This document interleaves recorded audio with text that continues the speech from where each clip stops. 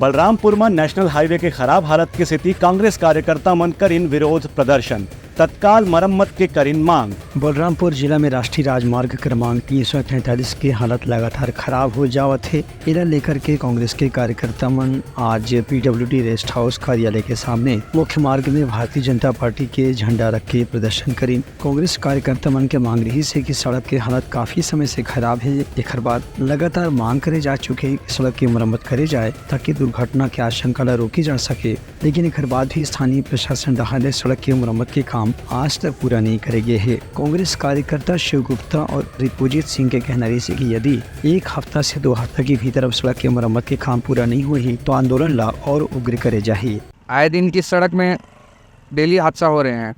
स्कूली बच्चे भी इस रोड में डेली स्कूल जाते हैं। यहाँ पे मतलब जिला का सबसे बड़ा स्कूल है। यहाँ पे डेली यहाँ पे बच्चे स्कूल जा रहे हैं। यहाँ पे कलेक्टेड है, जिला कलेक्टेड है। यहाँ पे डेली यहाँ पे अधिकारी भी जा रहे हैं, लेकिन रोड का हालत कभी सुधारने में मतलब कोई सहयोग नहीं कर रहे हैं। माननीय रामविचार महोदय जी भी ये बोले थे कि मैं मंत्री बनते ही मैं तुरंत सड़क का निर्माण करवाऊँगा। आज तक सड़क का कोई निर्माण नहीं हो पा रहा है। आए दिन सड़क खराब होते जा रहा है, गड्ढे होते जा रहे हैं, कोई इसमें उसका वो नहीं हो पा रहा है समाधान। ब्यूरो रिपोर्ट, उतलंघा न्यूज़।